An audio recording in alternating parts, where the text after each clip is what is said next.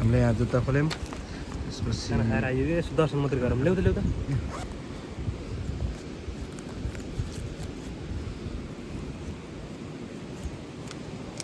10 रुपियाँ ल्याउँछु है त्यसपछि यता यतापट्टि खै कता हो यतातिर पर्वत होला सरी यता सेङ्जा होला यो यो पर्वत यो गुल्मी यता सेङ्जा होला यतातिर अब चाहिँ यो शिला सेदिबिनी भन्नेलाई नै हो यत्रो भाग्दैन यो पत्थर सेदिबिनीको त यहाँ मोबाइलबाट देखिँदैन सानो देखिरहेछ तर चाहिँ नि वास्तवमा चाहिँ नि ठुलो नै छ शिला चाहिँ शिलामा पूजा गरेर एकदम हामीले के जल अर्पण जल अर्पण भन्दा लगाउने हो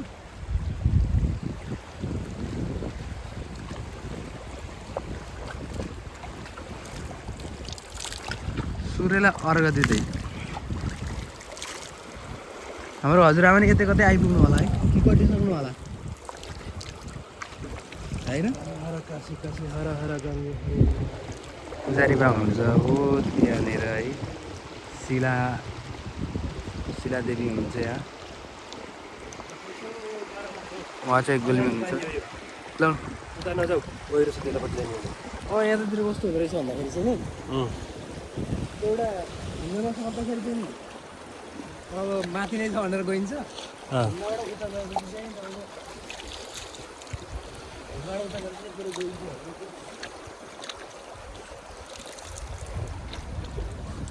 यहाँ स्टिमर आउँछ भान्जा स्टिमर बोट बन्द हुँदाखेरि तल मिर्मी थुन्छन् मिर्मीमा यो काली थुनिएपछि यो भरिन्छ भरिँदाखेरि चाहिँ बर्खाको समयमा अरू बेला चाहिँ अहिले पानी हुँदैन बर्खाको समयमा थुन्दाखेरि यहाँ भोरी हुन्छ अनि बोट आउने हो यहाँ बुझ्यौ यो सेदिमिनी शिला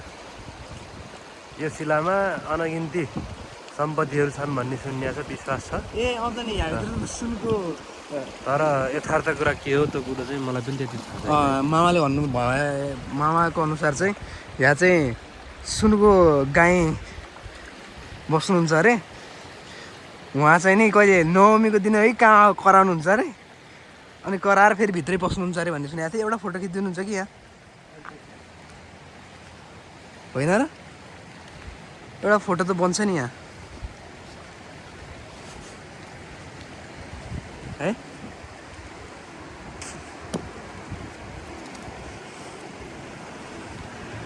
बोलाउँ न गाई सुनको गाई लिएर जाऊँ घर टिका लगाउनु पर्छ टिका लगाएको छ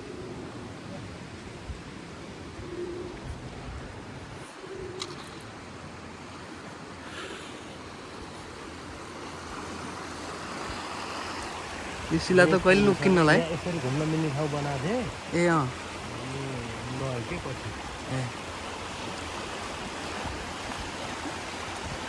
यहाँ चाहिँ नि कठिन नै होस् अरे क्या धार्मिक स्थल कठिन नै हुनुपर्छ अरे त्यही भएर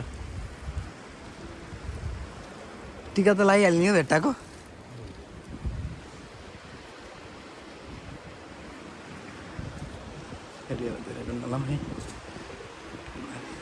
कहाँबाट आएर कहाँ कसरी मिलेर कहाँ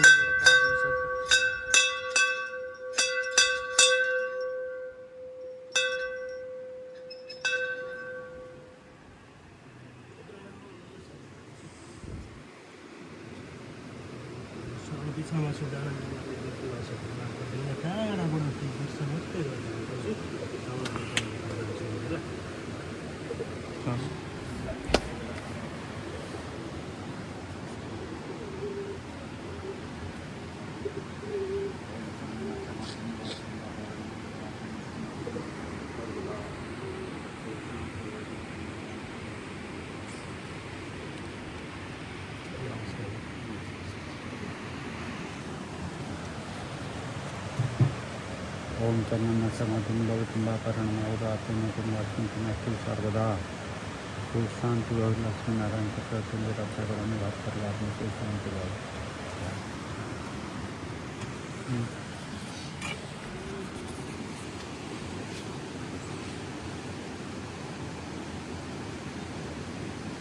भयो भन्छ ल गएर टिका लगाइदिनु पर्छ त समाजमा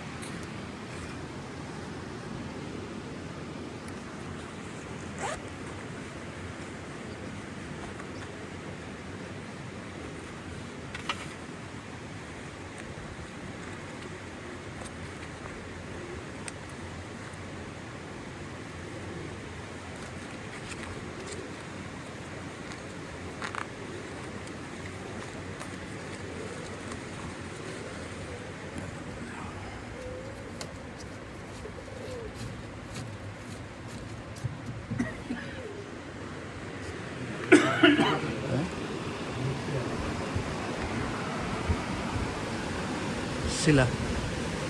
यो शिला त बगाउँदैन हो जत्रो आए पनि कम त ठुलो छैन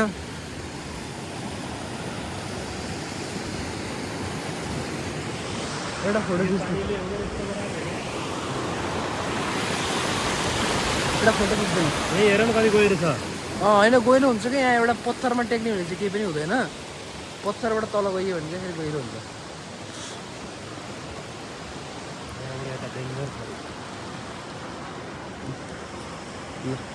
फोटो खिचौँ है